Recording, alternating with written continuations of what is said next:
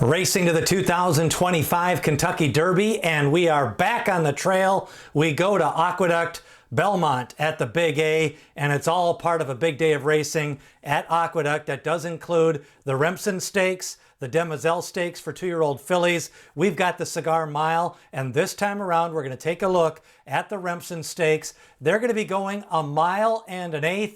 It's going to be for 2-year-olds.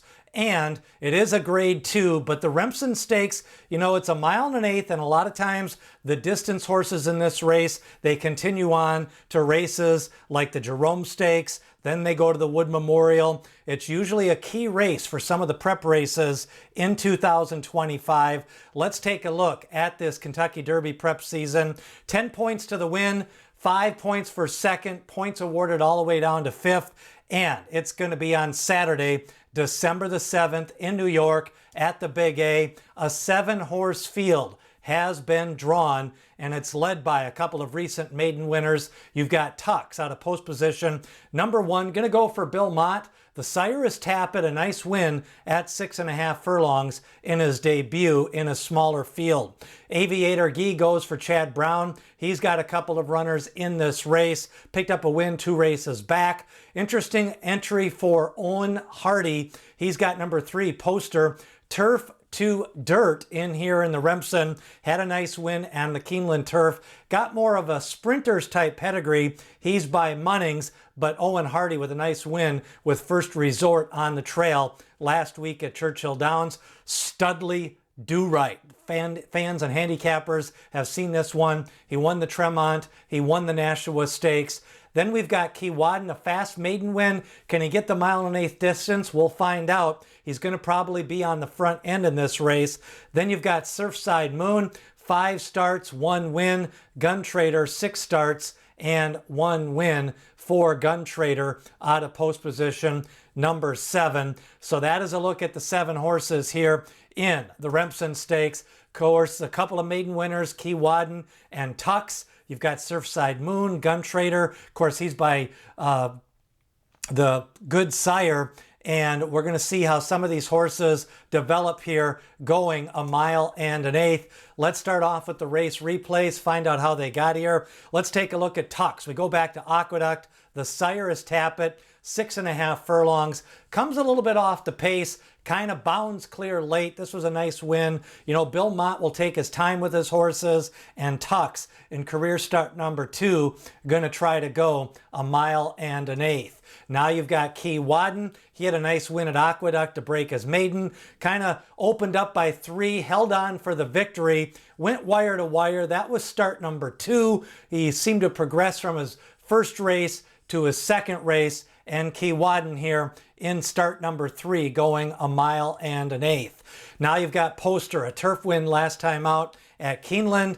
That was a good win, a second win of his career. The sire is Munnings. He comes a little bit off the pace. I'm going to put him in that projected second pace pressing position at the 6 furlong mark in this race. But Poster, I think he's still improving. I like him up to 1 mile. 1.1 miles is going to be stretching his distance capabilities, but he's doing good right now. You've got another winner, the Tremont winner, Studley Do Right, coming off the pace. He's a closer. He's been a closer in most of his career races, and Studley Do Right with that win in the Tremont. Then he came back in the Nashua, smaller field. I like the way he looked post-race. He seems to be holding his weight. You know, he's kind of a consistent runner. You kind of know what he can do. We're going to kind of get a gauge of him against some of these other recent winners in Tux and Keewatin. But don't overlook Studley Do Right in this race. He's probably going to be 4-5 to 1. He can come from off the pace. He's used to the smaller fractions, and Studley Do Right gets a good post position here in this race. Now another one to take a look at is Aviator Guy, Chad Brown the trainer, Uncle Mo the sire. Came from off the pace in his win. Last time out ran evenly in the AWAD Stakes. Aviator Guy, I think he can improve a little bit here. He's ran 3 times. He did run at Saratoga. Then he ran twice at Aqueduct. Aviator Guy stretches out to 1.1 miles, for Uncle Mo in career start number 4. Let's take a look at the pace of the race here for the Remsen. I'm going to put Keewatin on the lead in this race. I think he's most likely going to lead at the 6 furlong mark. Then you've got your just off the pace runners in Poster and Gun Trader. Then mid-pack, I'm going to go with Aviator Gee and Tux. And then the closer is going to be Studley Do Right. I think they're going to be bunched. It's going to be a moderate overall to slow pace in this race. And I think pace of the race is going to determine how far Keewatin can take them on the front end. And then when Tux starts to make his move, it may even help a horse like Aviator Gee, who's got 3 races and has run a route race a couple of times. Now the big handicapping questions, part of the Cigar Mile card, you've got Keewatin. Nice win last time out. Tux going up in class to that grade 2 level, stretching out to 1 1/8. And then you've got Poster, a big question mark, going from Keeneland to New York. It's going to be colder weather. And then he also has got to go 1 1/8. He's got to go turf to dirt. But I think he does got some good class, and his speed figures put him right in the mix after his first couple of starts on the turf. Now, form-wise, we've got the maiden winners, Keewatin and Tux. We've got some allowance and stakes experience with Aviator Gee, Poster, and Studley Do Right. A good mix of form and some maiden winners. I think you're going to get 3-1, 5-2 on a few of these horses. My top selection in the Remsen Stakes 2024, I'm going to go with Tux. Second lifetime start.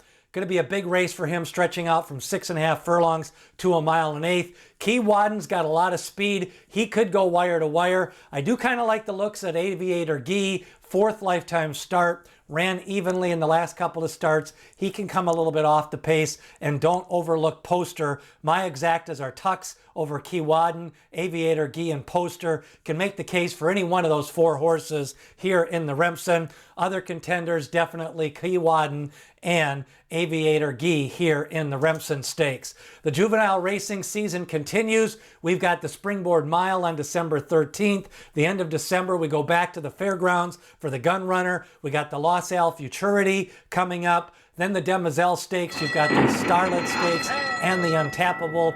We're going to have previews of all those 2-year-old juvenile stakes races coming up here in a couple of weeks.